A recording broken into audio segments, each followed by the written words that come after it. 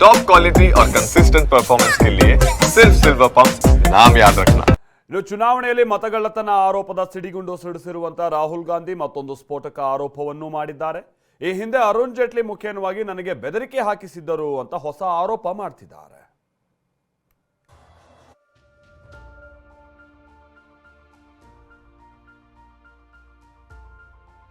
ಮತಕಳ್ಳತನ ಆರೋಪದ ನಡುವೆ ರಾಹುಲ್ ಹೊಸ ಬಾಂಬ್. ಅರುಣ್ ಜೇಟ್ಲಿ ಬೆದರಿಕೆ ಹಾಕಿದ್ರು ಎಂದು ಗಂಭೀರ ಆರೋಪ. ದೇಶದಲ್ಲಿ ಮತಕಳ್ಳತನ ಆರೋಪದ ಬಾಂಬ್ ಸಿಡಿಸಿರೋ ರಾಹುಲ್ ಗಾಂಧಿ ಕೇಂದ್ರ ಸರ್ಕಾರದ ವಿರುದ್ಧ ಮಾತಿನ ಬಾಣಗಳನ್ನೇ ಪ್ರಯೋಗಿಸುತ್ತಿದ್ದಾರೆ.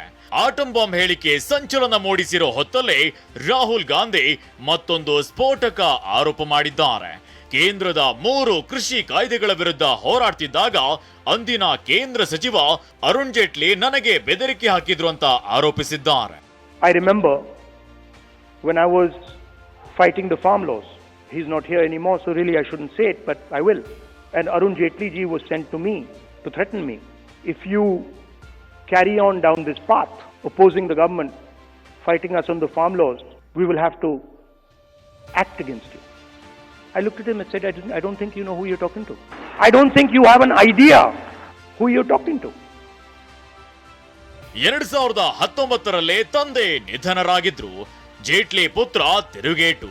ರಾಗ ಆರೋಪಕ್ಕೆ ಅರುಣ್ ಜೇಟ್ಲಿ ಪುತ್ರ ರೋಹನ್ ಜೇಟ್ಲಿ ತಿರುಗೇಟು ನೀಡಿದ್ದಾರೆ. ಕೃಷಿ ಕಾನೂನುಗಳನ್ನ ಅಂಗೀಕರಿಸೋ 13 ತಿಂಗಳ ಮೊದಲೇ ಅಂದ್ರೆ 2019 ತಂದೆ ನಿಧನರಾಗಿದ್ರು. ಅವರೇಗೆ ರಾಹುಲ್ ಭೇಟಿಯಾಗೋದಕ್ಕೆ ಸಾಧ್ಯ? ಅದೆಲ್ಲದಕ್ಕಿಂತ ಹೆಚ್ಚಾಗಿ ಎದುರಾಳಿಗಳನ್ನ ಬೇರೆ ಪಕ್ಷದವರನ್ನ ಬೆದರಿಸೋ ಸ್ವಭಾವ ನನ್ನ ತಂದೆಯಲ್ಲಿ ಇರಲಿಲ್ಲ ಅಂತ ಹೇಳಿದ್ದಾರೆ. फार्मर बिल कब आया? सन 2020 में.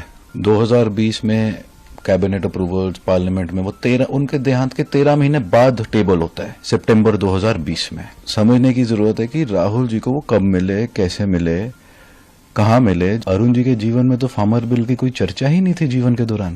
और रही बात थ्रेटन करने की, धमकाने की, वो एक ऐसी चीज है जो अरुण जी के स्वभाव में थी नहीं, नेचर में थी नहीं.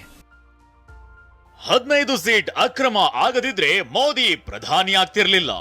ದೆಹಲಿಯ ವಾರ್ಷಿಕ ಕಾನೂನು ಸಮ್ಮೇಳನ ಕಾರ್ಯಕ್ರಮದಲ್ಲಿ ಮಾತನಾಡಿದ ರಾಹುಲ್ ಮತ್ತೆ ಸ್ಫೋಟಕ ಹೇಳಿಕೆ ನೀಡಿದ್ದಾರೆ.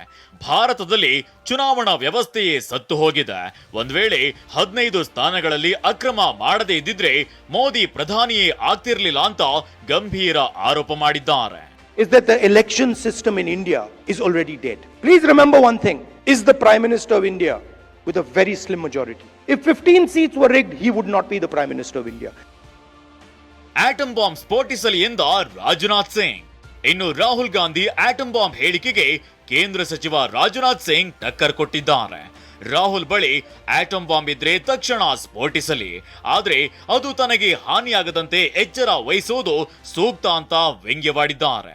मैं राहुल जी से कहना चाहूंगा बहुत विनम्रता के साथ, अगर आपके पास सबूतों का एटम बम है तो उसका परीक्षण तुरंत कर डालिए.